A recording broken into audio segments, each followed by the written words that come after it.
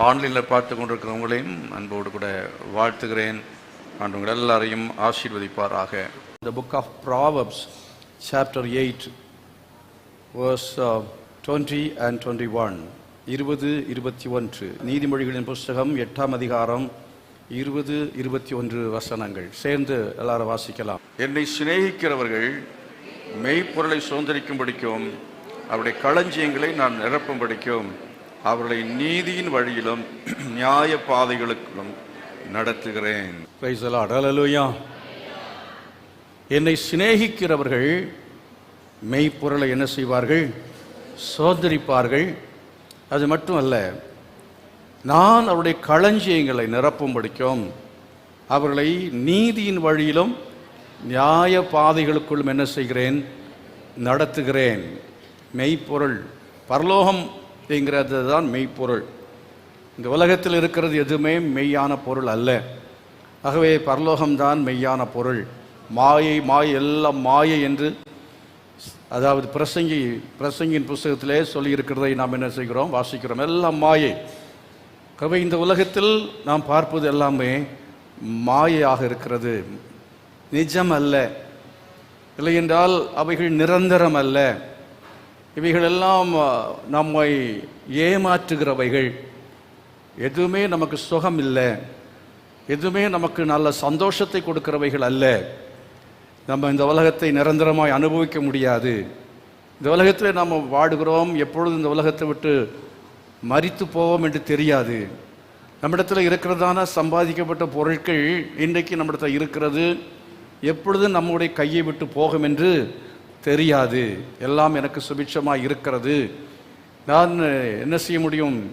இந்த உலகத்தில் சந்தோஷமாக நீடித்து வாழ முடியும் அப்படின்று there is no guarantee at all.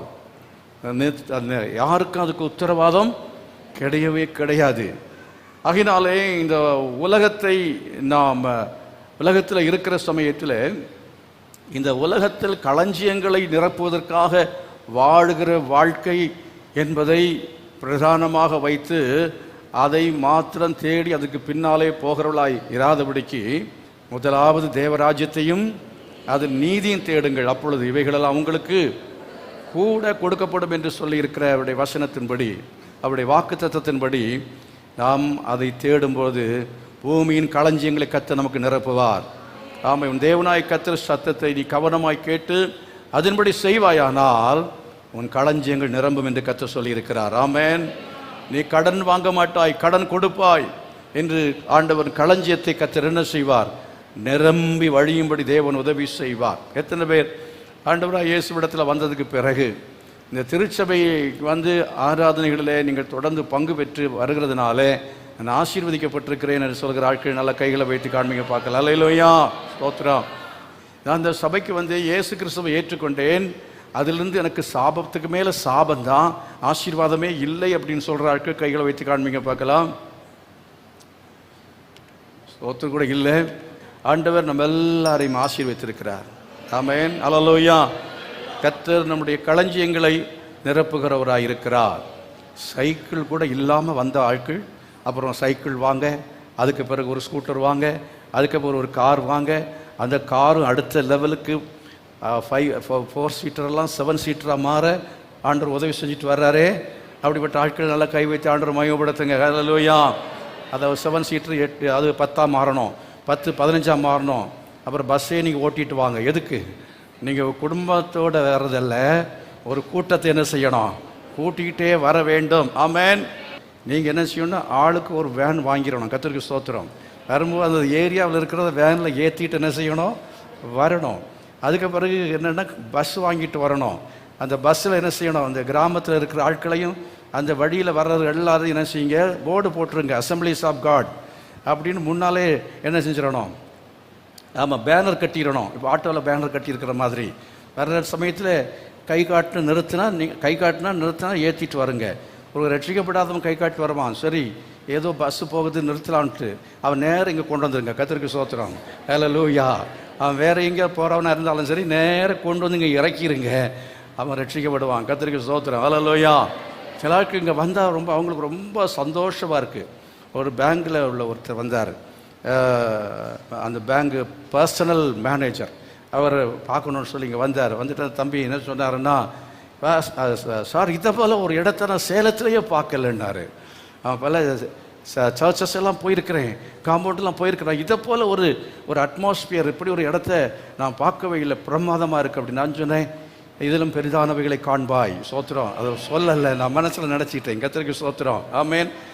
இதை விட பிரமாதமாக காரியங்களை கர்த்தர் இனி வரும் நாட்களில் செய்ய வேண்டும் என்று விரும்புகிற எதிர்பார்க்கிற ஆட்கள் கரங்களை வைத்து ஜெபம் பண்ணுங்க. ஆண்டவரே மேலே கட்டணும். கர்த்தருக்கு சோத்திரம். கிறிஸ்மஸுக்கு ஒரே இடத்துல ஆராதிக்கணும். கர்த்தருக்கு சோத்திரம். ஒரே இடத்துல எப்போவுமே இங்கே ஆராதிக்கணும்ன்ட்டு அதுவும் நினச்சிடக்கூடாது. இது நிரம்பின ஒரு பாடு. ஆண்டவர் இதை விட பெரிதான இடத்தையும் ஒரு கொடுக்க வேண்டும். Praise the lord. ஹல்லேலூயா. அந்த ஒரு தரிசனம் நமக்கு இருக்க வேண்டும்.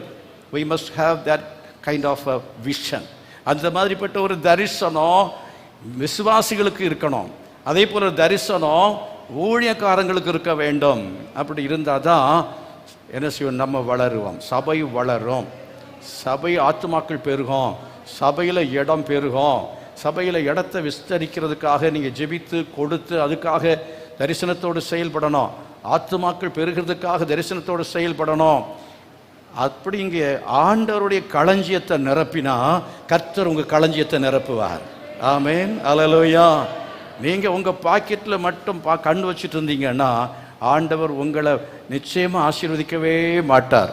கர்த்தர் உங்களை ஆசீர்வதிக்கணும்னு சொன்னால் என்ன செய்யணும், அவருடைய பாக்கெட்டை முதல்ல நிரப்பணும், அவருடைய களஞ்சியத்தை நிரப்பணும். அவருடைய களஞ்சியம் என்னது? இந்த சபை தான் அவருடைய களஞ்சியம். இதில் ஆத்துமாக்களை ஆதாயம் செய்து கொண்டு வருகிறவர்களை தேவன் அவர் ஆசீர்வதிப்பதற்கு வல்லமுள்ள தேவனாக இருக்கிறார்.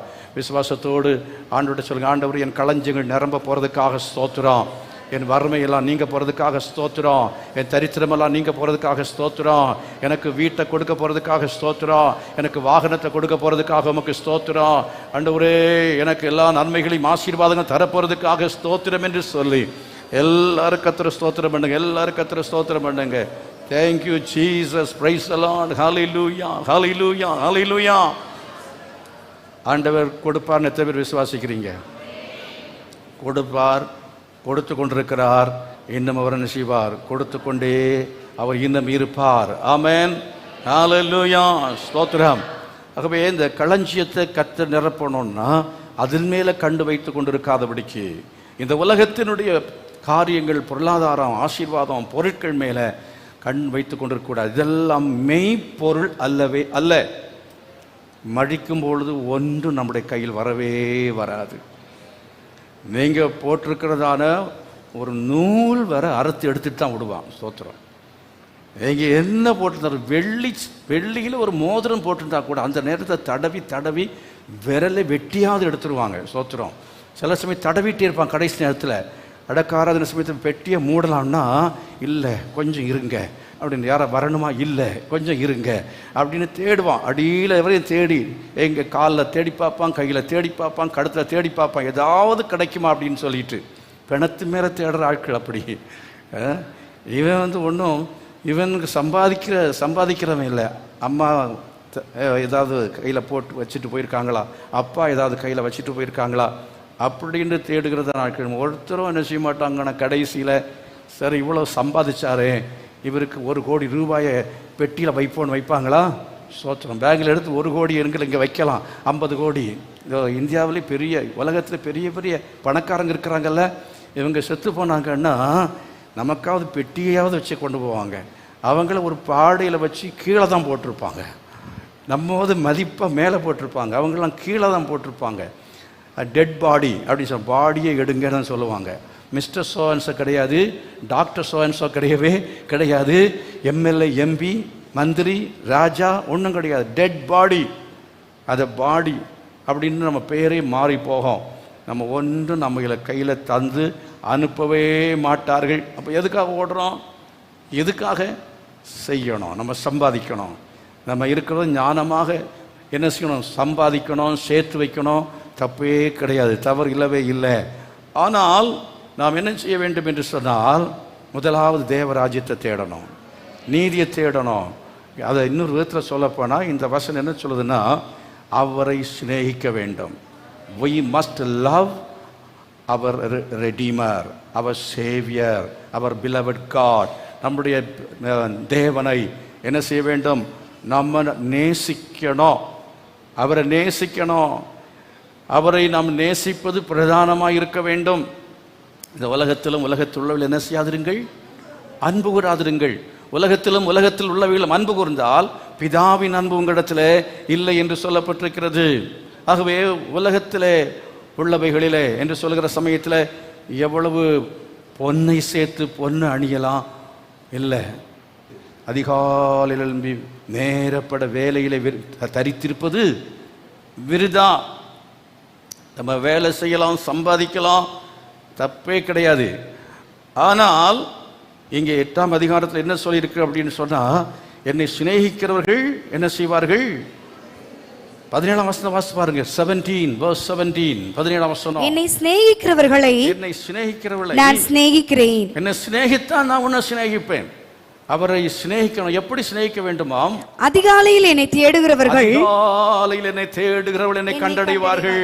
ஒரு அல்லேலூயா சொல்லுவோமா? அவரை சிநேகிக்கிறது எப்படி ஆண்டவர் சொல்றாரு? Give time to God. ஆண்டவரோடு கூட நம்ம நேரத்தை செலவு பண்ண வேண்டும். ஆண்டவரோடு கூட நேரத்தை செலவு பண்ணுகிறது தான் அவரை சிநேகிப்பது. கர்த்தரோடு நம்ம நேரத்தை செலவு பண்ணாமல் நம்ம ஒரு சடங்குக்காக ஞாயிற்றுக்கிழமை ஆலயத்தில் வந்து உட்காந்து நம்ம தூங்கிக்கிட்டு போகிறது, அது மட்டும் இல்லை, ஏதோ சடங்காச்சாரமாய் உட்கார்ந்து நம்ம எழும்பி போகிறது கர்த்தரை நேசிப்பது அல்லவே அல்ல. உண்மை. எத்தனை பேர் ஆண்டவருக்கு நன்றி சொன்னீங்க? எத்தனை பேர் கர்த்தாவை நீ நல்லவர்னு சொன்னீங்க, நீ பெரியவர்னு சொன்னீங்க? அதாவது விக்கிரக ஆராதனை என்ன தெரியுமா? பெந்தேகோஸ்து சபையிலும் விக்கிரக ஆராதனைகள் உண்டு. இங்கே நான் விக்கிரகத்தை பார்க்க முடியாது, ஆனால் கீழே நிறைய விக்கிரகங்களை பார்க்க முடியும். எப்படின்னு அசையாமல் நிற்கிறாங்கன்னா அதுதான் விக்கிரகம். நீங்கள் விக்கிரகம் ஆராதனை என்று சொன்னால் கையை கட்டி அப்படியே பேசாமல் யாரும் நிற்கிறாங்கன்னு பார்த்துங்க, அவங்கள தான் விக்கிரகம், ஐடில். சும்மா செயல்படாமல் கர்த்தரை ஆராதிக்க வந்த பிற்பாடு ஒருவேளை நீங்கள் இங்கே யாரும் இருந்திருப்பீங்கன்னா நான் உங்களை சொல்லலை, நான் வேறு வெளியே இருக்கிற ஆட்களை சொல்லலை. இங்கே நீங்கள் எல்லாருமே நல்ல ஆட்கள், தங்கமான ஆட்கள். அப்படி யாராவது அப்படி இருந்தீங்கன்னா இன்றிலிருந்து ஒரு தீர்மானம் எடுக்கணும். நான் கையை வைத்து ஆராதனை செய்வேன், கையாசைச்சு நான் ஆராதனை செய்வேன். நான் முழங்கால் போட்டு கர்த்தருக்கு என்ன செய்வேன்? ஆராதனை செய்வேன். நான் என்ன செய்வேன்? வாயை திறந்து நான் கர்த்தருக்கு என்ன செய்வேன்? ஆராதனை செய்வேன். கரங்களா சேர்த்து கர்த்தரை மகிமைப்படுத்துமா? சில சமயத்தில் சத்தமாக கர்த்தரை ஆராதிக்கணும், சில சமயத்தில் மௌனமாக கர்த்தரை ஆராதிக்கணும். எப்போவுமே சத்தம் போட்டுகிட்டே இருக்கக்கூடாது, ஏன்னா எல்லாருக்கும் இடைஞ்சலாக போயிடும். ஆகவே சில சமயத்தில் அமைதியாக நம்ம இருந்து ஆண்டவரை தேட வேண்டும். ஹல்லேலூயா. அதிகாலையிலே தேடுதல் இன்னொரு அர்த்தம் அதுதான். அதிகாலையில் சத்தம் போட்டிங்கன்னா பக்கத்து வீட்டுக்காரன் துரத்திடுவான். ஒவ்வொரு மாதம் ஒரு வீடு காலி பண்ண வேண்டி வரும். அதிகாலையில் நம்ம ஜெபிக்கும் பொழுது நம்முடைய ஜெபம் கொஞ்சம் அடக்கமாக இருக்கணும். கர்த்தருக்கு ஸ்தோத்திரம். சைலண்டாக இருக்கிற நேரம் 5 மணிக்கு 4 மணிக்கு எழும்பி அல்லே லூயான்னீங்கன்னா அவன் தடி எடுத்துகிட்டு வந்துடுவான். கர்த்தருக்கு ஸ்தோத்திரம்.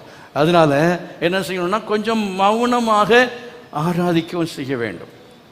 ரெண்டும் தெரியணும். சபையில் சத்தம் போட்டு ஆராதிக்கணும், மௌனமாகவும் கர்த்தரை ஆராதிக்கணும். உதாரணம் சொல்கிறேன்.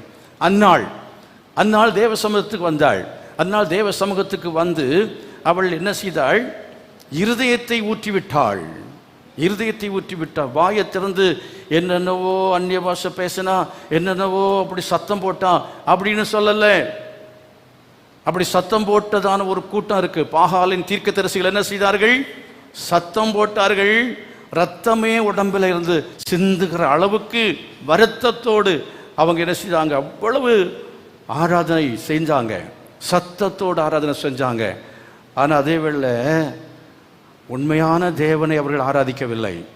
மனம் திரும்பாதவர்கள், ரட்சிக்கப்படாதவர்கள், இயேசு என்கிறதான அந்த ஞானம் உங்களுக்குள்ள இல்லைன்னா, இயேசு உங்களுக்கு ஞானமாக நீதியாக அவர் உங்களுக்குள்ளே இல்லாதபடிக்கு, ரட்சிப்பின் அனுபவம் இல்லாதபடிக்கு, பாவத்தோடு அக்கிரமத்தோடு அக்கிரம சிந்தையோடு கூட நீங்கள் என்னதான் சத்தம் போட்டாலும், எவ்வளவுதான் கத்தினாலும் ஆண்டவர் ஜெபத்தை கேட்கவே மாட்டார். என்ன செய்யணும்? உபவாசத்தோடு கண்ணீரோடு சனிக்கிழமையில் நல்லா ஜெபம் பண்ணி நம்ம ஆயத்தப்படுத்தி விட்டு பரிசுத்தமான ஒரு இருதயத்தோடு தேவ சமூகத்தில் இன்றைக்கு வந்து நம்ம கையை வைத்தி ஆண்டவரே என்று சொல்லி நம்ம நினைச்சாலே போதும். நம்ம நினைக்கிறதற்கும் வேண்டிக் கொள்வதற்கும் அதிகமாய் நமக்கு பலன் கொடுப்பதற்கு அவர் வல்லமுள்ள தேவனாக இருக்கிறார். கரங்களை வைத்து கர்த்தரை மகிமைப்படுத்த அல்லேலூயா.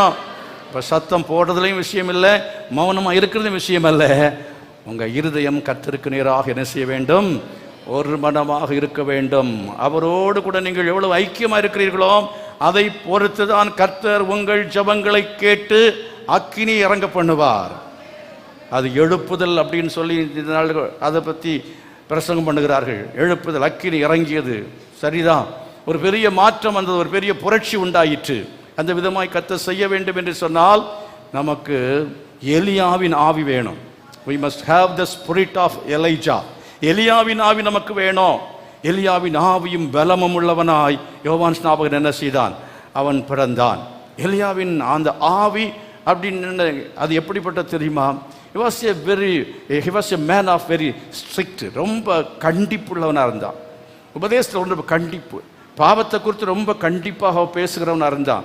பேச்சில் மட்டும் இல்லை, அவன் வாழ்க்கையிலும் அப்படி வாழ்கிறவனாக இருந்தான். அவன் உடையில் அப்படி இருந்தான், நடையில் அப்படி இருந்தான். அதே மாதிரி ஒட்டக மயிர் தரித்து கொள்ள வேண்டும்.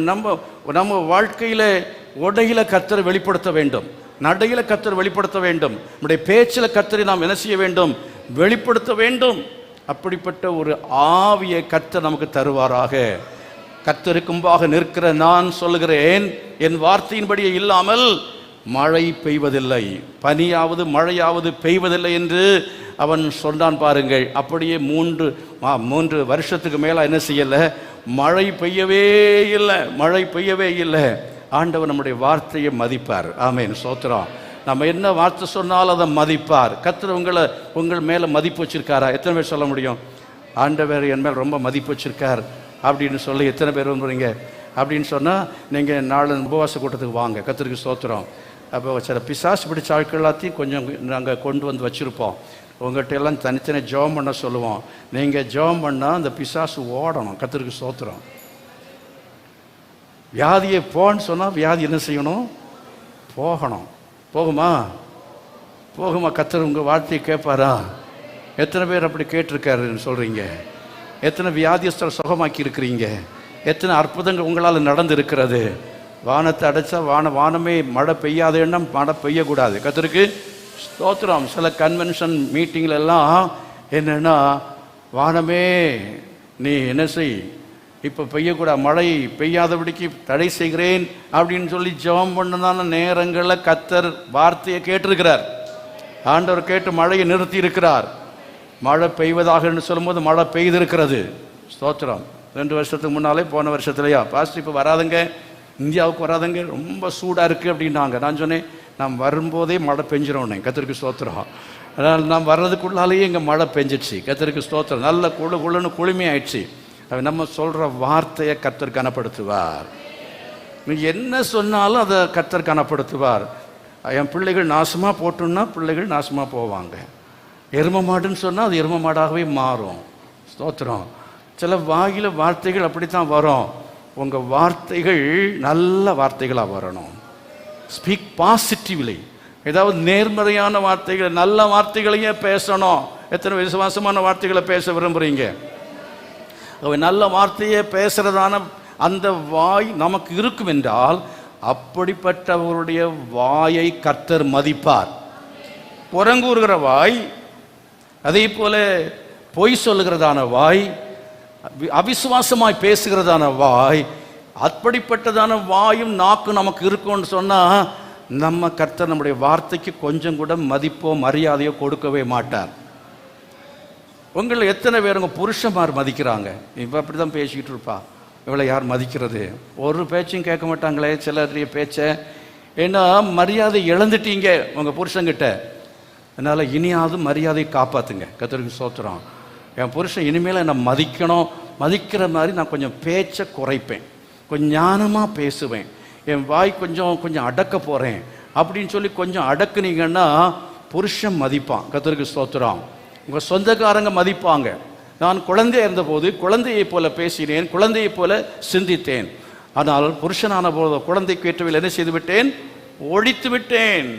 நீங்கள் கல்யாணம் பண்ணி கொடுத்த ஒரு பாடு வீட்டில் அப்பா அம்மாட்ட பேசின மாதிரி கட்டி கொடுத்த வீட்டில் வந்து பேசிட்டு இருக்கக்கூடாது. இங்கே வந்து ஒரு மனைவியை மாதிரி பேசணும். கர்த்தருக்கு ஸ்தோத்திரம். சின்ன பிள்ளை மாதிரி என்ன செய்யக்கூடாது, ஆக்ட் பண்ணவே கூடாது. Be a matured man, be a matured woman. ஒரு தேர்ச்சி பெற்ற ஒரு பெண்ணாக இருக்கணும்.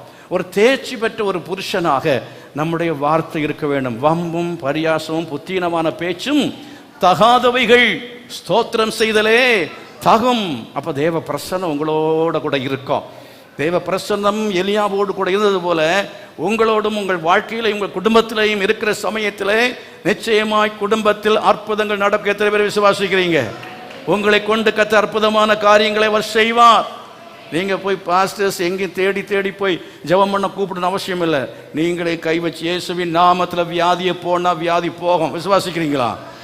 நீங்களே கொஞ்சம் எண்ணெய் எடுத்து பூசி இயேசுவின் நாமத்தில் இந்த வியாதி சுகமாகட்டும் சொன்னா வியாதி சுகமாகும். எத்தனை பேர் விசுவாசிக்கிறீங்க? ஒவ்வொன்றுக்கும் இங்கே வந்து என்ன செய்ய வேண்டாம், நீங்கள் தலையை காட்டிட்டு நிற்கணும்னு அவசியமே கிடையாது. உபவாச கூட்டத்தில் வந்து 4 மணி நேரம் 5 மணி நேரம் ஜெபம் பண்ணும்போது அரை மணி நேரம் அதுக்காக ஜெபம் பண்ணியாச்சு. முதல்ல வர சொல்லி அவங்களுக்காக ஜெபம் பண்ணுறோம். கடைசியில் மறுபடியும் ஒரு ஜெபம் பண்ணணுமா? ஆட்களுடைய அவிசுவாசமான ஜனங்கள் ஒரு முறை ஜெபம் பண்ணாலே கத்த ஜெபத்தை கேட்பார். கர்த்தருக்கு ஸ்தோத்திரம்.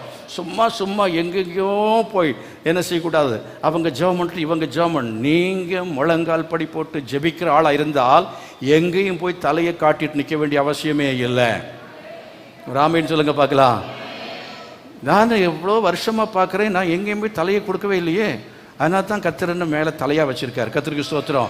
நீங்கள் தலையை கொடுத்தா நீங்கள் தலையாக இருக்க மாட்டீங்க. ஸ்தோத்திரம். வாலாத்தான் இருப்பீங்க.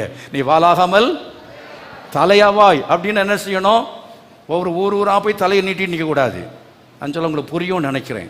சில ஆட்கள் பஸ் ஏறி போவாங்க, சில வேனில் பிடிச்சிட்டு போவாங்க. எங்கேயாவது போனால் அங்கே அவர் ஜெபம் பண்ணுவார், இவர் ஜெபம் பண்ணுவார். அப்புறம் சனிக்கிழமையில் போனால் ஒய்எம்சிஏவில் ஸ்பெஷல் ஃபாஸ்டிங் வச்சுருக்காங்க, தீர்க்கதரிசி வர்றார் அப்படின்னு சொல்லி போய் தலையை கொடுத்து நிற்கக்கூடாது. எங்கிட்டையும் தலையை கொடுக்க வேண்டாம். கர்த்தருக்கு ஸ்தோத்திரம். உங்கள் தலையை கத்திட்ட கொடுங்க. ஆண்டவரை என்ன ஆசீர்வதியும் அப்படின்னு முழங்கால நின்னீங்கன்னா ஆண்டவர் உங்களை நிச்சயமாய் ஆசீர்வதிப்பார். விசுவாசத்தோடு கரங்களை உயர்த்தி கர்த்தரை மையப்படுத்துங்கள். அல்லேலூயா. சபை ஊழியத்தில் ஆசீர்வாதம் வரல. 10 வருஷமாகி 150க்கு மேலே போகவே இல்லை. நாமக்கல்ல கல்லில் நாள் உரித்து கொண்டே இருந்தபோது அப்புறம் ஜெபம் பண்ணேன். ஆண்டவர்கிட்ட 40 நாள் உபவாசம் பண்ணி, இரவும் பகலும் 40 நாள் உபவாசம் பண்ணி முழங்கால நின்று ஜெபிக்கும் பொழுது கர்த்தர் கொடுத்த வார்த்தை தான், சின்னவன் 1000 சிறியவன் பலத்த ஜாதியுமாவான், கர்த்தராகிய நான் அது ஏற்ற காலத்தில் செய்வேன் அப்படின்னு சொன்னார். ஆகவே சும்மா நம்ம அங்கங்கே போய் யாரோ ஜெபம் பண்ணா அல்ல, ஏதோ நம்ம கொஞ்சம் ஆண்டவருடைய மற்ற ஜனங்கள்கிட்ட போய், மற்ற ஜனங்கள் கோயிலில் போய் அவங்க கடவுள்கிட்ட வேண்டிக் கொள்வது போல நீங்களும் இந்த ஆலயத்தில் வந்து ஒரு காணிக்கை போட்டுட்டு அப்படியே சாமி எனக்கு ஏதாவது கொடு அப்படின்னு கேட்கக்கூடாது. அந்த மாதிரி அல்ல. வார நாட்களில் உபவாசத்தோடு ஜெபிக்கணும். முழங்கால நின்று உபவாசத்தோடு நம்ம ஜெபிப்போம் என்றால் உபவாசத்திற்கு மிகுந்த வலிமை உண்டு. எத்தனை பேர் விசுவாசிக்கிறீங்க?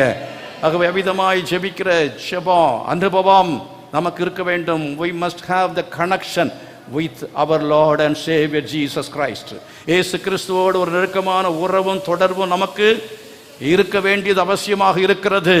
அப்படி இருந்தது என்று சொன்னால் நான் முதல்ல சொன்னது போல நீங்கள் நினைக்கிறதுக்கு மேலாக கர்த்தர் செய்வார். நீங்கள் நினைக்கிறதே கர்த்தர் செய்வார். மனசில் நினைக்கிறத கர்த்தர் செய்வார் என்று சொல்கிறேன். எத்தனை பேர் நீங்கள் கர்த்தர் செய்யணும்னு விரும்புகிற காரியத்தை மனசில் நினைங்க. ஆண்டவர் அவர் இன்றைக்கே செய்ய துவங்கி விட்டார். கரங்களை கொட்டி விசுவாசத்தோட மகிமைப்படுத்துங்க. இன்றைக்கே கர்த்தர் செய்ய துவங்கி விட்டார். ஹல்லேலூயா.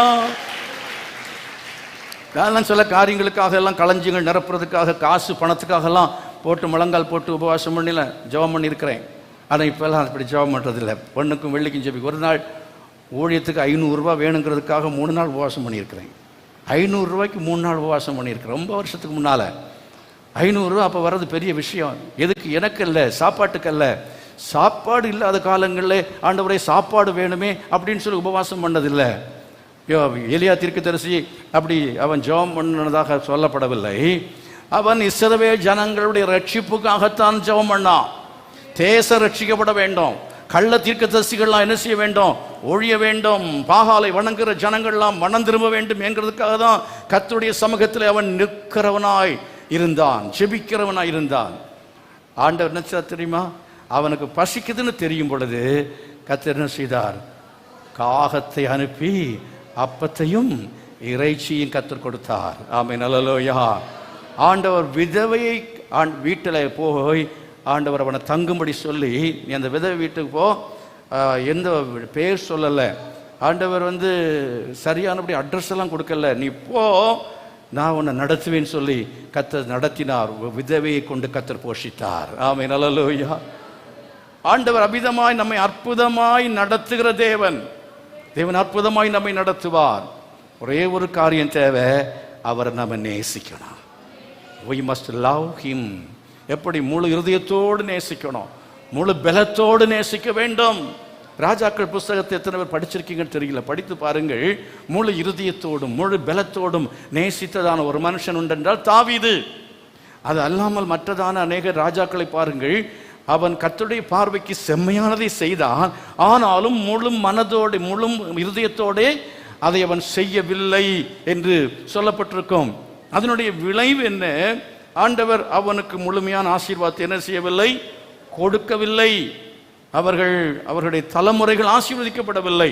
ஆகையால் அவரை நேசிக்க வேண்டும் என்றால் அவர் என்ன செய்கிறார் என்றால் முழு இருதயத்தோடு நேசிக்கணும்னு சொல்றார்.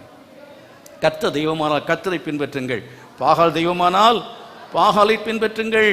கர்த்தரையும் சேவிக்கணும், பாகாலையும் சேவிக்க வேண்டும் என்று ரெண்டு பக்கத்தில் கால் வச்சுட்டு போகவே கூடாது. கர்த்தருக்கு ஸ்தோத்திரம். தண்ணியில் பிரயாணம் பண்ணுறவன் இந்த பக்கம் ஒரு கால் அந்த பக்கம் ஒரு கால் வச்சிருந்தான்னா நிச்சயமாக அவன் என்ன செய்ய முடியாது? ரீச் பண்ணவே முடியாது. அப்படி இருந்தால் அவன் வழியில் என்ன செய்வான்? விழுந்து போவான். அப்படினாலே நாம் கர்த்தரை உறுதியாய் பற்றி கொண்டு அவரை மாத்திரம் ஆராதிக்கணும், அவரை மாத்திரம் நம்ம சேவிக்கணும், அவரை மாத்திரம் பின்பற்றணும். உலகத்தில் உள்ளவையில் என்ன செய்யாதிருங்கள்? அன்பு கூறாதிருங்கள். அதே போல உலகத்தினுடைய பாரம்பரியம், உலகத்தினுடைய சடங்காச்சாரம், உலகத்தினுடைய மூட பழக்க வழக்கங்கள், அப்படிப்பட்ட காரியங்களுக்குள்ளே நம்ம போய்விடக்கூடாது. அதெல்லாவற்றையும் தூக்கி எறிந்து விட்டு இயேசுவின் பின்னே போக துணிந்தேன், பின்னோக்கி நான் அப்படின்னு சொல்லி இயேசுவின் பின்னாலே போவதற்காக நீங்கள் தீர்மானம் பண்ணி இயேசுவையே நான் சேவிக்கணும், நான் என் வீட்டார் என்ற கர்த்தரையே சேவிப்பேன். எத்தனை பேர் சொல்ல போறீங்க? அல்லேலூயா. நான் ஆண்டவரை சேவிக்க போறேன், கர்த்தரையே நான் சேவிக்க போறேன்.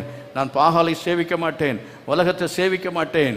நான் எந்த ஒரு சூழ்நிலை வந்தாலும் நான் அவரையே நான் பின்பற்றுவேன் என்று சொல்லி உறுதியாக இருக்க வேண்டும். அவர் நேசிக்கிற ஆட்கள் என்ன செய்வார்கள்? அதிகாலையில் எழும்பி என்ன செய்வார்கள்? தேடுவார்கள்.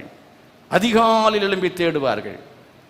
ஆண்டவரை நேசிக்காததுக்கு ஒரு டெஸ்ட் வச்சிருக்கார் ஆண்டவர். யாரெல்லாம் காலையில் எழும்பி ஜெபம் பண்றாங்களோ அவங்க அவரை நேசிக்கிறவர்கள், அவர்களுக்கு ஞானம் உண்டாகுமா? அவங்களுக்கு என்ன உண்டாகும்? ஞானம் உண்டாகும். உலகத்தானே பாருங்க, ஒரு குறிப்பிட்ட ஜாதி இருக்கிறது நம்ம தேசத்தில், பேர் சொல்ல விரும்பல. அவர்களில் பார்த்தீங்கன்னா அவங்களுடைய போதனை அப்படி, அந்த காலையிலேயே அவன் போய் குளத்தில் குளிச்சுட்டு துண்டு கட்டிட்டு குளிச்சுட்டு அவன் சாமியை கும்பிட்டுட்டு அவன் என்ன செய்வானா, காலையிலேயே அவன் பூஜையெல்லாம் பண்ணி படிக்கிற பிள்ளைங்க காலையில் உட்கார்ந்து காலையில் எழும்புற பழக்கம் அந்த குறிப்பிட்ட ஜனத்துக்கு இருக்கிறது. கிறிஸ்தவர்களுடைய அடுத்த நிலைமையில் கிறிஸ்தவர்கள் இன்றைக்கு முன்னேறுவதற்கும் வளர்வதற்கும் இன்னொரு முக்கியமான காரணம் என்னவென்றால் அநேகரை பின்பற்றுகிறார்கள். அதிகாலை ஜெபம், அதிகாலை ஜெபம். என் குடும்பத்தில் என்னுடைய தாயார் அதிகாலையில் எழும்பி ஜெபிப்பார்கள். அதிகாலையில் எழும்பி ஜெபிக்கிறேன்னு சொன்னால் குடும்ப ஜெபத்துக்காக என்ன செய்வாங்க? எல்லாரையும் அழைப்பார்கள். காலை நேரம் இன்ப ஜெப தியானமே, இந்த பாட்டெல்லாம் முன்னால டெய்லி பாடுகிற பாடல்கள்.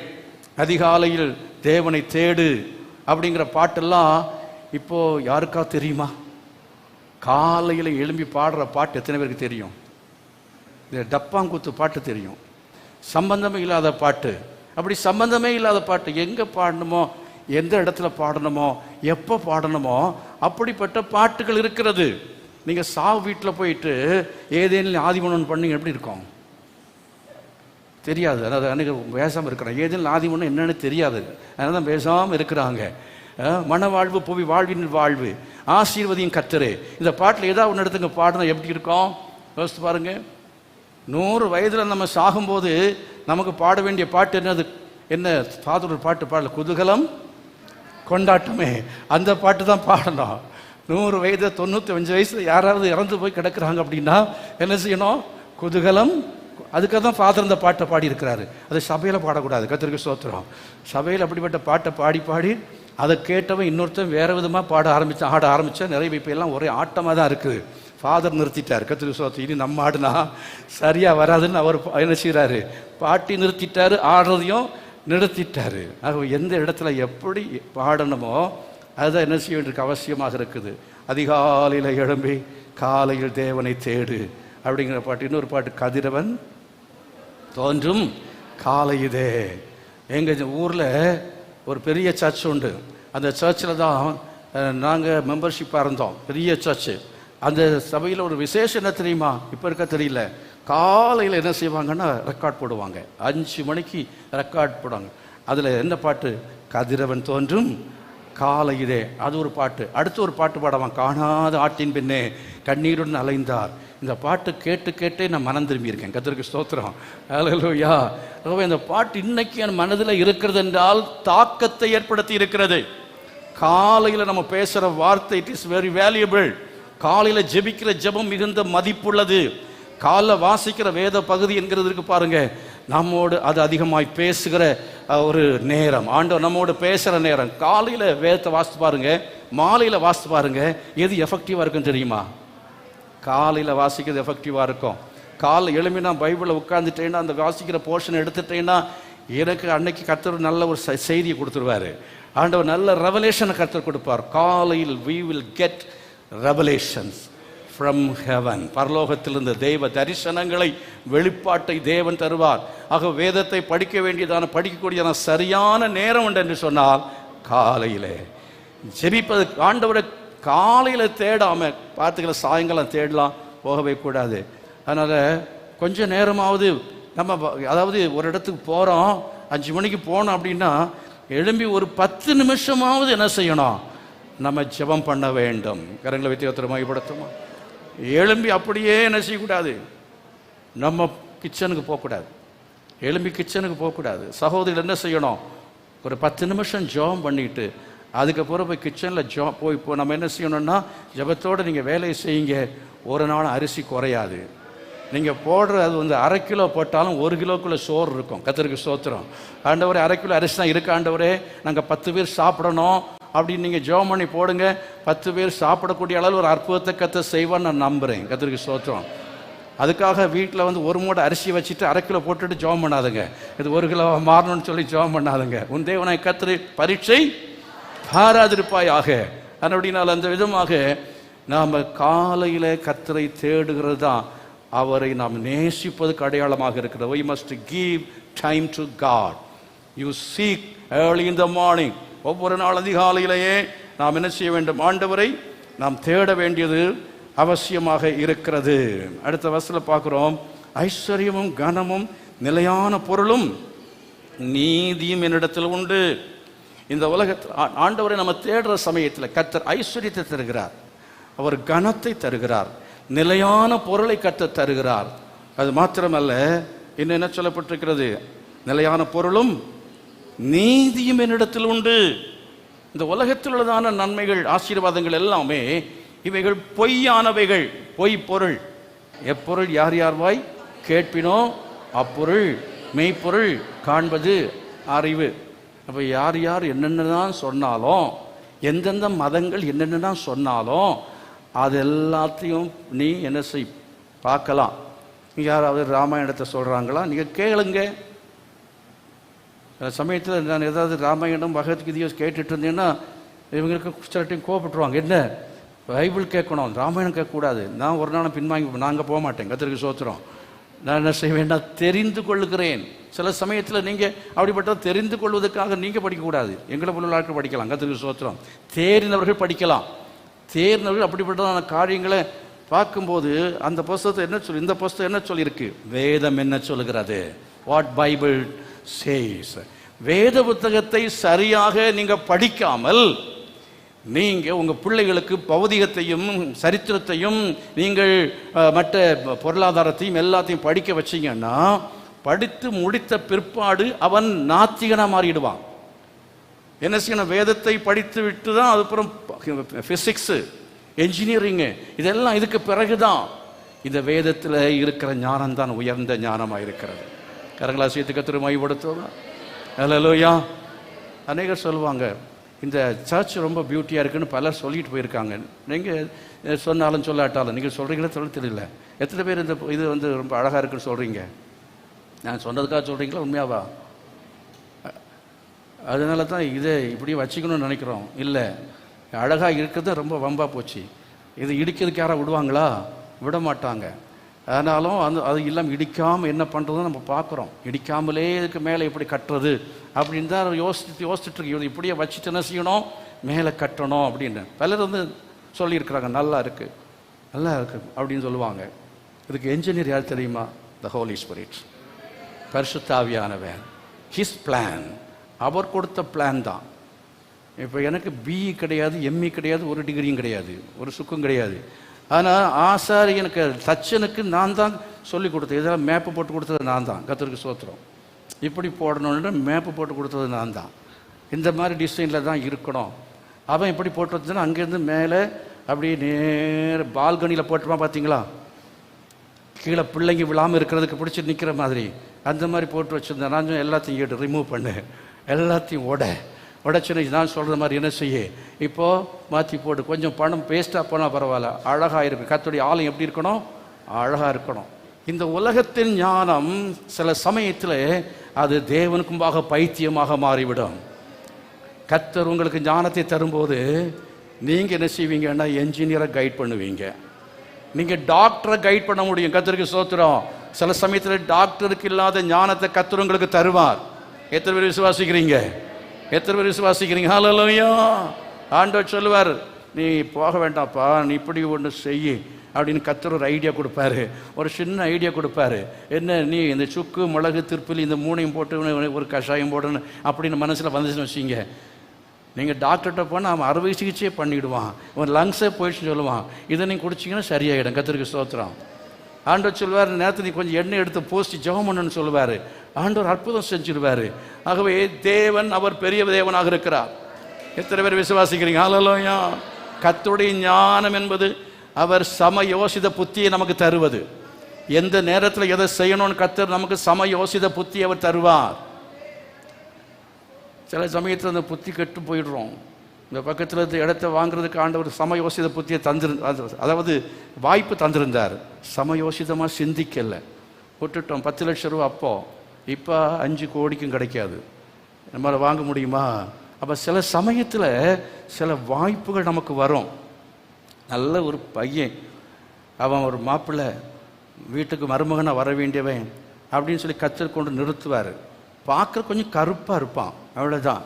கருப்பாக இருக்கிறான் பையன், கருப்பாக இருக்கிறான் அப்படின்னு சொல்லி சில சகோதரிமாரெலாம் பார்க்குறாங்க, புருஷனை பார்க்குறாங்க. ஆனால் கருப்பாக இருக்கிறாரா சிவப்பாக இருக்கிறாரா அப்படின்னு சொல்லி, கருப்பாக இருந்தாலும் அழகாக இருக்கிறேன். அப்போ சில ஆட்கள் வெள்ளையாக பார்த்துவாங்க, கருப்பெல்லாம் விட்டுருவாங்க. அடுத்தது ஒன்று வெள்ளையாக வரும், அதை கட்டிட்டு படுற பாடு பார்த்தீங்கன்னா காலமெல்லாம் நரகத்தை அனுபவிப்பாங்க. ஆண்டவர் சொல்லிப்பார், இது கருப்பாக இருந்தாலும் உனக்கு நல்லதப்பா, இது என்ன சித்தம், என்னுடைய சித்தம் அப்படின்னு ஆண்டவர் என்ன செய்வார்? சரியாக நடத்துவார். நீ கல்லறை பார்க்கக்கூடாது, கொஞ்சம் தள்ள முடி கம்மியாக இருந்தாலும் பார்க்கக்கூடாது. எப்படி கூட போகத்தான் போகுது முடி. அதனால் கல்யாணம் பண்ணும்போது போனால் என்ன, அப்புறம் போனால் என்ன, தேவ சித்தம்தான் பெரியது. எத்தனை பேர் விசுவாசிக்கிறீங்க?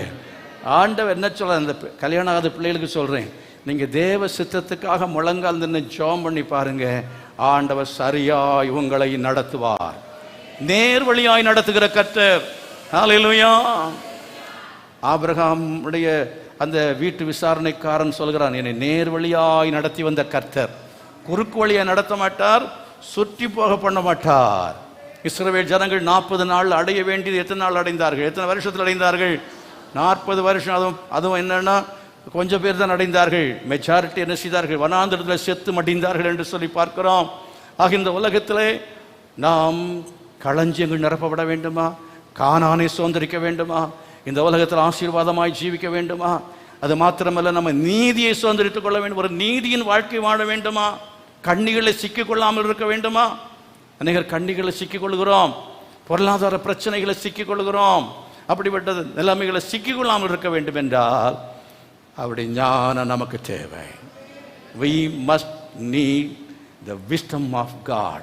தேவனுடைய ஞானத்தை கத்த தரணும். எத்தனை பேர் விரும்புறீங்க? கைகளை வைத்து ஆண்டுகளுக்கு, ஆண்டவரே ஞானத்தில் குறைவுள்ளவனாக இருந்தால் சம்பூர்ணமாய் கொடுக்கிற இடத்துல கேட்க கடவுள்னு சொன்னீரே, இடத்துல கேட்கிறேன் ஆண்டவரே. குடும்பம் நடத்த எனக்கு தெரியவில்லை, எனக்கு ஞானத்தை தாரும்.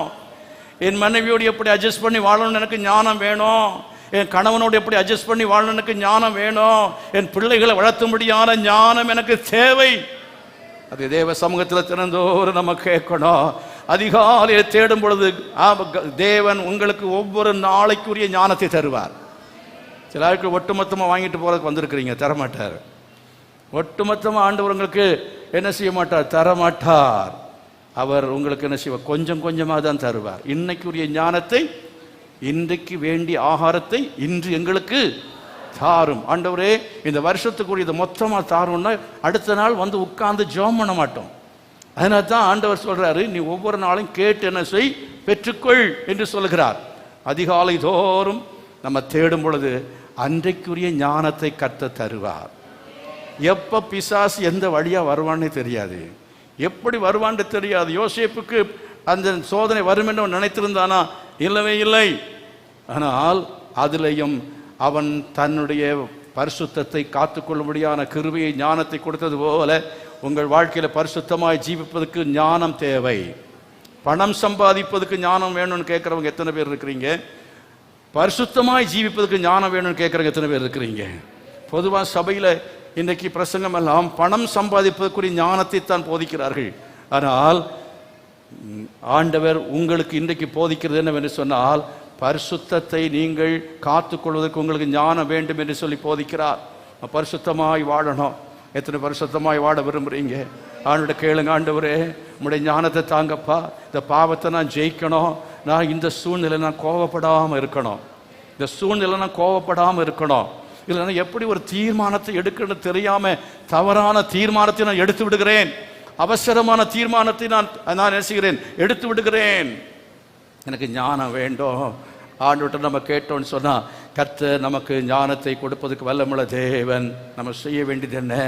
தினந்தோறும் கேட்க வேண்டும், அதிகாலையில் கேட்க வேணும், அவரை நேசிக்க வேண்டும், அவரை நேசிக்கணும். அருமையானவர்களே, அவரை நேசிக்கிறவர்கள் என்ன செய்வார்கள்? அவரை தேடுவாங்க, ஜெபம் பண்ணுவாங்க. ஜெபம் பண்றது தான் அவரை நேசிக்கிறது. ஆண்டவர்கிட்ட நம்ம என்ன செய்யணும்? பேசணும். ஆண்டவரோட பேசாம நான் அவரை நேசிக்கிறேன்னு சொல்லவே முடியாது. ஆண்டவரோட பேசணும். கர்த்தாவே சொல்லும் பாலகன் அந்த சாமுவேல், அவனுக்கு அவன் ஏலி சொல்லி கொடுக்குறான், ஒரு சின்ன ஜெபத்தை சொல்லி கொடுத்தான். அதே மாதிரி உங்க பிள்ளைகளுக்கு ஒரு சின்ன ஜெபத்தை சொல்லி கொடுக்கணும். ஒரு சின்ன ஜெபத்தை என்ன செய்யணும்? சொல்லி கொடுக்கணும். ஏன்னு கர்த்தாவே சொல்லும் அடியேன் கேட்கிறேன். நான் சின்ன வயசுல படிச்ச ஒரு ஜெபம் உண்டு, என்னுடைய திருச்சபையில் கற்றுக் கொடுத்தது. ஏழை பிள்ளைனா என்ன ரட்சியன்னு, ஏசு தேவனே ஏழை பிள்ளை நான் என்ன ரட்சியும். இந்த ஜெபத்தை சின்ன வயசுல சொல்லி கொடுத்தாங்க. ஏசு தேவனே ஏழை பிள்ளை நான் என்ன ரட்சியும். சின்ன பிள்ளைகளுக்கு இதை சொல்லி கொடுங்க. அது வளரும் போது படிச்சுக்கிங்க, இப்போ எல்லாம் எதுக்கு சொல்லணும் அப்படின்னு இல்லை. பிறந்து வளர்ந்த உடனேயே அதுக்கு வராது வாயில, இருந்தாலும் சொல்லணும். ஏசு தேவனே என் ஜீவனே ஏழை பிள்ளை நான் என்னை ரட்சியும். அது ஜெபம் பண்ணோம், டெய்லி ஜெபிக்கும். சாப்பிட்றதுக்கு முன்னால் என்ன செய்யணும்? நம்ம உட்காந்து ஜெபம் பண்ணணும். ரொம்ப நீண்ட ஜெபம் எல்லாம் அங்கே உட்காந்து ஜெபம் பண்ணிங்கன்னா கூட இருக்கிறாக்கள் சாப்பிட்டு எழுந்து போயிடுவாங்க. அதனால ஆத்ம பாரத்தோடு அப்போ அழுது ஆண்டவரை இந்தியாவை ரட்சின்னு போயிடக்கூடாது. நீங்கள் அப்புறம் ஒருத்தாப்படி ஜெபம் பண்ணானா, கன்னியாகுமரி ஜெபம் பண்ணி அவன் அப்படியே ஜெபம் பண்ணிட்டு இருக்கிற சமயத்தில் எங்கெல்லாம் சாப்பிட்டு முடிச்சான். எப்போ நீங்கள் சாப்பிட்டு நீ இந்த மகாராஷ்டிராவுக்காக போயிட்டு இருக்கும்போது நாங்கள் சாப்பிட்டு முடிச்சுட்டோம் அப்படின்னு சொன்ன மாதிரி, அந்த மாதிரி எப்போ எப்படி ஜெபிக்கணுமோ அப்படி ஜெபிக்கணும். சில சமயத்தில் சிலர் என்ன பண்ணுவாங்கன்னா, ஆரம்ப ஜெபம் பண்ண சொன்னால் முடிவு ஜெபம் பண்ணிடுவாங்க. கூட்டத்தில் முடிவு ஜெபம் பண்ண சொன்னால் ஆரம்ப ஜெபம் பண்ணிட்டுருப்பாங்க. ஆரம்ப ஜெபம் கொஞ்சம் என்ன செய்ய ஸ்லோவாக பண்ணணும், கொஞ்சம் ஸ்லோவாக அப்படியே பண்ணணும். முடிவு ஜெபம் வேகமாக பண்ணணும், முடிவில் சத்தமாக பண்ணணும். ஆரம்பத்தில் கொஞ்சம் மௌனமாக பண்ணால் தப்பு இல்லை, அது கொஞ்சம் ஸ்லோவாக பண்ணால் தப்பு இல்லை. அது முதல்ல ரொம்ப சத்தமாக போயிட்டு அப்புறம் ரொம்ப ஸ்லோவாக போச்சுன்னா அப்படியே குளிர்ந்து போயிடும். மக்கள் கடைசியில் ரொம்ப சோர்ந்து போயிடுவாங்க. அதனால் சத்தமாக ஜெபிக்க வேண்டிய இடத்துல சத்தமாக ஜெபிக்கணும், மௌனமாக ஜெபிக்க வேண்டிய இடத்துல மௌனமாக ஜெபிக்கணும். கர்த்தர் அப்படிப்பட்ட ஞானத்தை தரதுக்காக கேட்கணும். ஆண்டவரே, எப்படி ஜெபிக்க வேண்டுமோ அப்படிப்பட்டதான ஞானத்தை தாரும் என்று சொல்லி ஆண்டோட கேட்க வேண்டும். நிறைய பேசிகிட்டே போகலாம். ஆகவே தொடர்ந்து வர நாட்களில் பிரசங்கத்தை நீங்கள் கேட்கலாம். மெய்ப்பொருள் எவைகள் என்கிறதை குறித்து ஒரு சில வசனங்களை சொல்லி நான் முடிக்கப் போகிறேன். 1 ராஜாக்கள் புஸ்தகத்தில் 8:27 பார்க்கும்போது, அதாவது நீதிமொழி 2 நம்ம என்ன பார்த்தோம்? மெய் ஞானம். ஞானம் என்கிறது மாத்திரமல்ல, மெய் ஞானம் என்கிறதை 2:7 படிக்கிறோம். கர்த்தர் நமக்கு மெய் ஞானத்தை வைத்திருக்கிறார். இவ்வளோ நேரம் அதை குறித்து கொஞ்சம் நம்ம பார்த்துருக்கிறோம். அது மாத்திரமல்ல, 1 ராஜாக்களின் புஸ்தகம் 8ஆம் அதிகாரம் 27ஆம் வசனத்தில், அதாவது மெய்ப்பொருள் எவைகள் என்பதை சொல்லி கொண்டிருக்கிறேன்.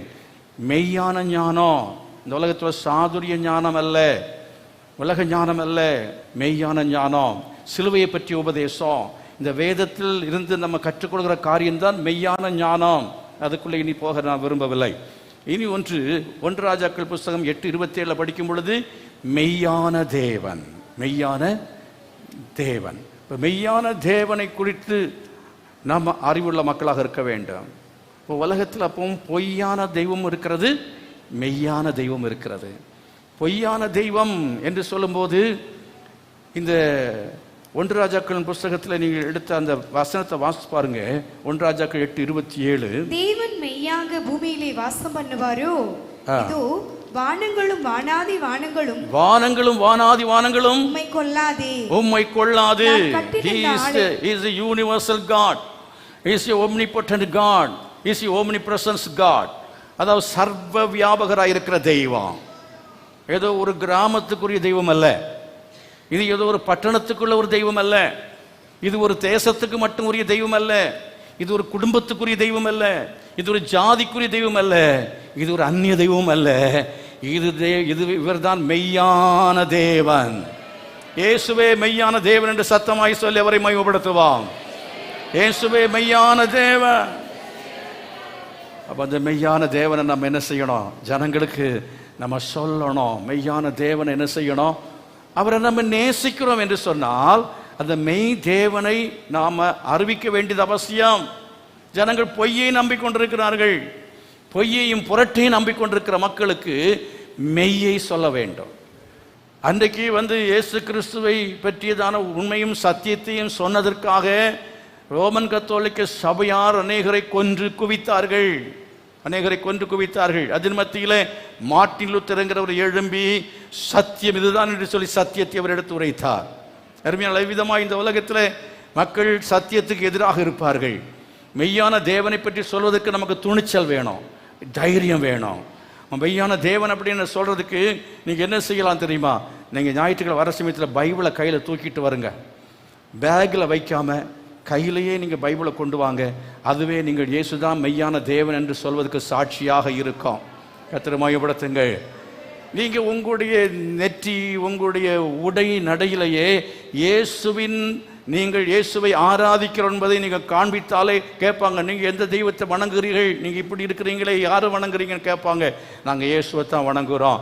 மற்றதெல்லாம் வணங்க மாட்டீங்களா? இல்லைங்க, நாங்கள் இயேசுவை தான் வணங்குவோம். இயேசு மெய்யான தெய்வம் என்பதை நாங்கள் விசுவாசிக்கிறோம். அவர் தான் மெய்யான தேவன்.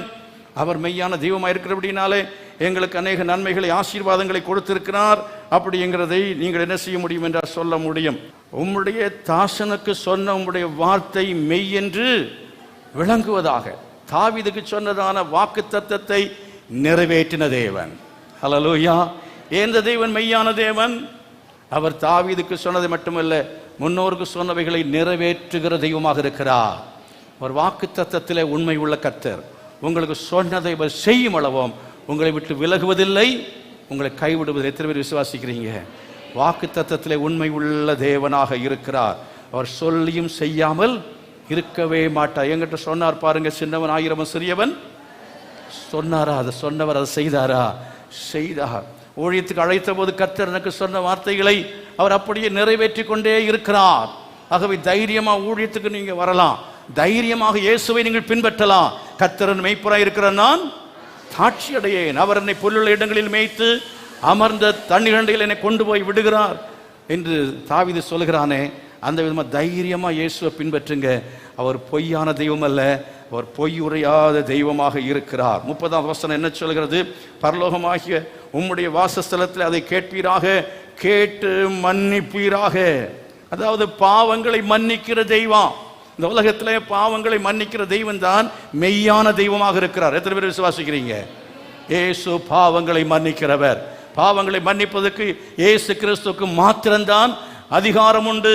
இயேசுவே என் பாவங்களை மன்னியும் என்று அவரிடத்தில் கேட்டால் மாத்திரம்தான் அவர் பாவத்தை என்ன செய்வார்?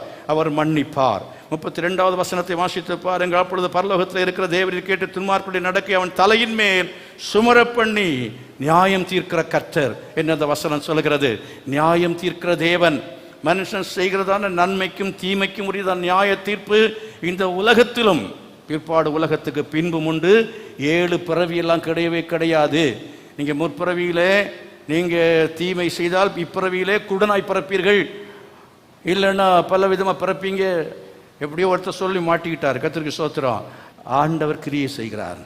கர்த்தருக்கு ஸ்தோத்திரம். நம்ம எல்லாம் போய் சொல்லணும் அவசியம் இல்லை. நம்ம எல்லாம் கல்கள், அதாவது நீங்கள் பேசாவிட்டால் இந்த கல்லுகள் கூப்பிடணும் பாருங்க. நம்ம பேசாத இடத்துல கர்த்தர் என்ன செய்கிறார் என்றால் எப்படியோ எழுப்புகிறார், யார் யாரையோ எழுப்புகிறார், எழுப்பி கர்த்தர் கிரியை செய்கிறார். ஆகவே நாம் என்ன செய்ய வேண்டும்? இந்த இயேசு கிறிஸ்துவினுடைய பாவ மன்னிப்பை ஜனங்களுக்கு நம்ம சொல்ல வேண்டியது அவசியமாக இருக்கிறது. நியாய தீர்ப்பை நம்ம சொல்ல வேண்டியது அவசியமாக இருக்கு. இயேசு அவர் நியாயம் தீர்க்கும்படியாய் வரப்போகிறார். அவர் ஒருவரே நியாயம் தீர்க்கிற அதிகாரம் பெற்ற தெய்வமாக இருக்கிறார். அது மட்டும் அல்ல, 5வதாக 36ஆம் வசனம் சொல்லி இருக்கிறது, தேசத்திலே மழை பெய்ய கட்டளையிடுவீராக என்று ஜெபித்தான். மழையை கட்டளையிடுகிற தேவன் நம்முடைய ஆண்டவர், இயற்கைக்கு மேலான கர்த்தர். உங்கள் வியாதியை சுகமாக்க வல்லமை உள்ளவராக இருக்கிறார். உங்கள் கற்பத்தை கர்த்தர் திறப்பதற்கு வல்லமையுள்ள தேவனாக இருக்கிறார். உங்கள் திருமணத்தை நடத்தி வைப்பதற்கு கர்த்தர் வல்லமையுள்ள தேவனாக இருக்கிறார். உங்களுக்கு வேலை கொடுப்பதற்கு வல்லமையுள்ள தேவனாக இருக்கிறார். வானத்தையும் பூமி உண்டாக்கிற சர்வ வல்லமையுள்ள தேவன் உங்கள் தேவைகளை சந்திப்பாரா, சந்திக்க மாட்டாரா? எத்தனை பேர் விசுவாசிக்கிறீங்க? என்ன தேவை வந்திருக்கிற கருத்தை வைத்து கேளுங்க. ஆண்டவரே, நான் வியாதியோடு வந்திருக்கிற வியாதி சுகமாகணும், இந்த பொருளாதார தேவை நீர் சந்திக்கப்பட வேண்டும், எனக்கு ஒரு கற்பத்தின் கனியை நீர் கொடுக்க வேண்டும், எனக்கு ஒரு வீட்டை நீர் கொடுக்க வேண்டும், ஆண்டவரே எனக்கு ஒரு உத்தியோகத்தை கொடுக்க வேண்டும், என் பிள்ளைகளுக்கு நீர் ஆசீர்வாதத்தை கொடுக்க வேண்டும். எத்தனை பேர் மனதுருகி கேட்கிறீர்களோ, உங்கள் வாழ்க்கையிலே கர்த்தர் தாமே அற்புதத்தை செய்வதற்கு வல்லமுள்ள தேவனாக இருக்கிறார். விசுவாசத்தோடு கரங்களை கொட்டி கர்த்தரை மகிமைப்படுத்தி receive the blessings from the Lord. ஆண்டவரிடத்திலிருந்து விசுவாசத்தோடு என்ன செய்யுங்கள்? நீங்கள் கடந்து செல்லுங்கள். இனி துக்கமுகமாக இருக்க வேண்டாம். கர்த்தர் உங்கள் ஜெபத்தை அவர் கேட்டிருக்கிறார். எத்தனை பேர் விசுவாசிக்கிறீங்க? ஆண்டு நிச்சயமாகவே இதை செய்வதற்கு அவர் வல்லமுள்ள தேவனாக இருக்கிறார். இன்னும் அந்த அதிகாரத்தில் 42வது வசனத்தில் வாசிக்கிற சமயத்தில், அப்படி கொத்த அந்நிய ஜாதியானோ உமது நாமத்து நிமித்தம் தூரதேசத்தில் வந்து இந்த ஆலயத்துக்கு நேராக விண்ணப்பம் பண்ணினால் அது வாசஸ்தலமாகிய பரலோகத்திற்கிற தேவரீர் அதை கேட்டு பூமியின் ஜனங்கள் எல்லாரும் உம்முடைய ஜனமாகி இஸ்ரவேலை போல உமக்கு பயப்படும்படிக்கு நான் கட்டின இந்த ஆலயத்துக்கு உம்முடைய நாமத்தை அறிக்கப்பட்டது அறியும்படிக்கும் உம்முடைய நாமத்தை அறியத்தக்கதாக இந்த அந்நிய ஜாதியான் உம்மை நோக்கி வேண்டிக் கொள்வதன்படி எல்லாம் தேவரீர் செய்வீராக. அதாவது 41ஆம் வசனத்தையும் கூட படிக்கிறோம். புறஜாதிகள் ஆத்துமாக்களை கர்த்தர் ரட்சிப்பார். ரட்சிக்கப்படாத ஜனங்களை கர்த்தர் ரட்சிப்பார். விசுவாசிக்கிறீங்களா? தேசத்தின் ஜனங்களெல்லாம் ரட்சிப்பு கர்த்தர் வல்லமுள்ள தேவனாக இருக்கிறார்.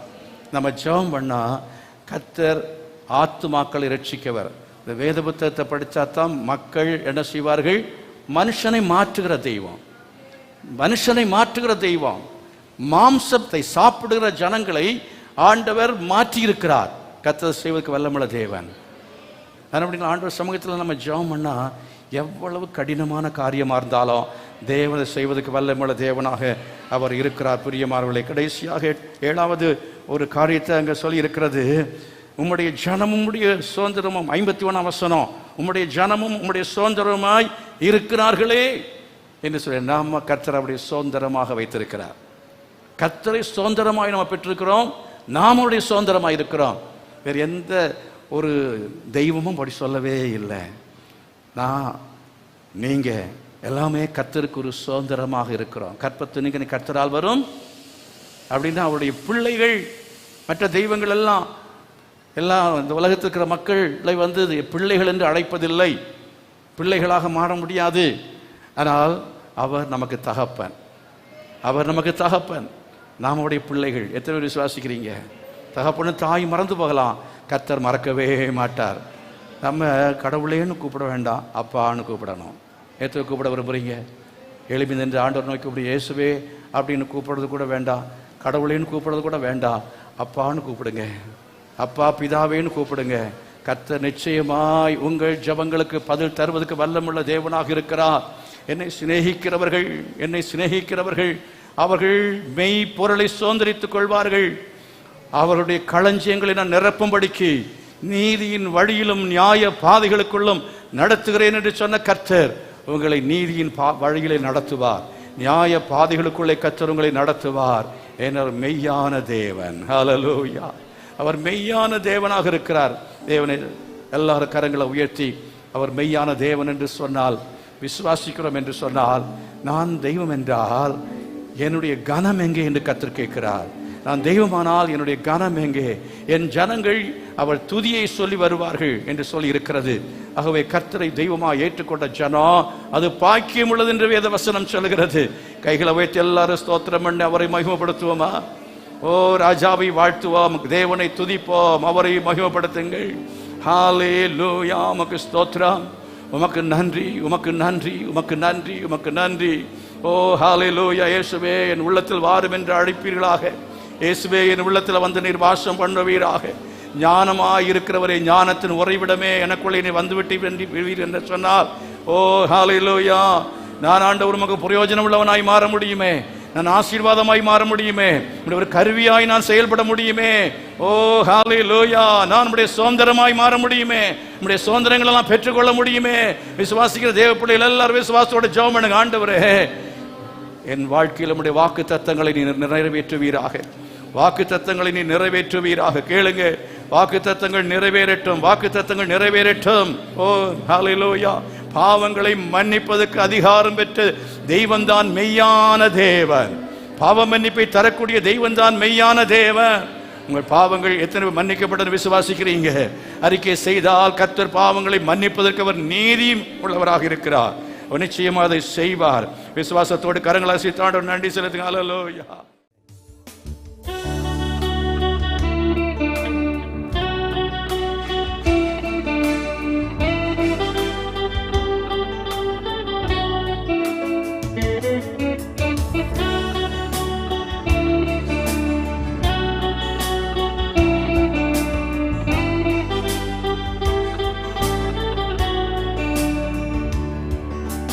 ஆயிரம் ஆயிரம் நன்மைகள் அனுதினம் என்னை சூழ்ந்திட கிருபையும் இரக்கம் அன்பும் கொண்டீரே. ஆயிரம் ஆயிரம் நன்மைகள் அனுதினம் என்னை சூழ்ந்திட கிருபையும் இரக்கமும் அன்பும் கொண்டீரே. கரங்களை உயர்த்தி நல்ல எபினேசரா என்னை நடத்தி வந்தீரே. நன்றி சொல்ல வார்த்தை இல்லை. நல்ல எபினேசரா என்னை நடத்தி வந்தீரே. நன்றி சொல்ல வார்த்தை இல்லை. காலை மாலை எல்லாம் வேளையிலும் என்னை நடத்தும் உம் கரங்கள் நான் கண்டேன். தேவை பெருகும் போது சிக்கி தவித்திடாது உதவும் உம் கரங்கள் நான் கண்டேன். காலை மாலை எல்லாம் வேளையிலும் என்னை நடத்தும் உம் கரங்கள் நான் கண்டேன்.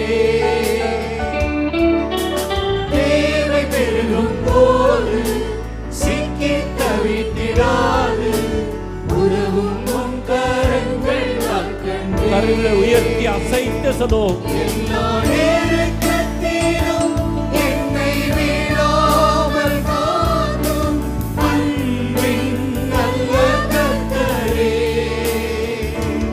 எல்லா நேரத்திலும் என்னை விடாமல் காக்கும் அன்பின் நல்ல கர்த்தரே. ஆயிரம் ஆயிரம் நன்மைகள் அனுதினம் என்னை சூழ்ந்திட கிருபையும் இரக்கமும் அன்பு கொண்டீரே. ஆயிரம் ஆயிரம் நன்மைகள் அனுதினம் என்னை சூழ்ந்திட கிருபையும் இரக்கமும் அன்பு கொண்டீரே.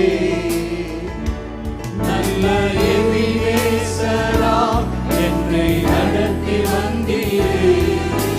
நன்றி சொல்ல வார்த்தை இல்லை. நல்ல எபினேசரா என்னை நடத்தி வந்தீரே.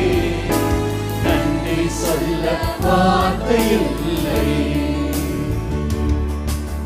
மரண பள்ளத்தாக்கி நான் இழந்த வேலை மீட்கும் உம் கரங்கள் நான் கண்டேன். வாடி நின்ற வேளை மழிந்திடாது என்னை தாங்கும் உம் கரங்கள் நான் கண்டேன். மரண பள்ளத்தாக்கில் நான் இழந்த வேளை மீட்கும் உம் கரங்கள் நான் கண்டேன். வாடி நின்ற வேளை மடிந்திடாது என்னை தாங்கும் உம் கரங்கள் நான் கண்டேன். கரங்களை அசைத்து சொல்லுவோம். எங்கள் மாறாவின் வாழ்வை மதுரமாய் மாற்றும் அன்பின் நல்ல கர்த்தரே. எங்கள் மாறாவின் வாழ்வை மதுரமாய் மாற்றும் அன்பின் நல்ல கர்த்தரே. ஆயிரம் ஆயிரம் நன்மைகள் அனுதினம் என்னை சூழ்ந்திட கிருபை மிருகம் அன்பு கொண்டீரே. ஆயிரம் ஆயிரம் நன்மைகள் அனுதினம் என்னை சூழ்ந்திட கிருபை மிருகம் அன்பு கொண்டீரே. நல்ல கரங்களை உயர்த்தி எபினேசரா என்னை நடத்தி வந்தீரே. நன்றி சொல்ல வார்த்தை இல்லை. நல்ல எபினேசரா என்னை நடத்தி வந்தீரே. நன்றி சொல்ல வார்த்தை இல்லை. எல்லாம் கரங்களை வைத்து கர்த்தரை ஸ்தோத்திரம் பண்ணோம். ஹல்லேலூயா. உமக்கு ஸ்தோத்திரம் ஸ்தோத்திரம் ஸ்தோத்திரம். ஆண்டவரே, சபையை நம்முடைய கரங்களை தருகிறோம். சபையின் மக்கள் நம்முடைய கரங்களை தருகிறோம். இன்றைக்கு வந்ததான தேவனுடைய பிள்ளைகளுக்காக ஜெபிக்கிறேன். ஆண்டவரே, தேவையோடு வந்திருக்கிறவர்களுக்காக ஏற்கனவே ஜெபித்த ஜெபத்தை கேட்டுவிட்டு என்று விசுவாசிக்கிறேன். கர்த்தாவுடைய பிள்ளைகள் சமாதானத்தோடு அனுப்புவீராக, ஆசீர்வாதத்தோடு கூட அனுப்பும்படியாக ஜெபிக்கிறேன். வருகிற அந்த ஒரு வார காலத்திலேயும் நம்முடைய பாதுகாப்பின் கரமுடைய பிள்ளைகளோடு கூட இருக்க வேண்டும் என்று கேட்கிறேன்.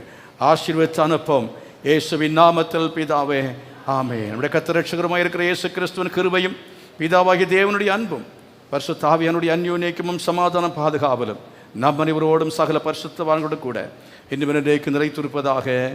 ஆமென்.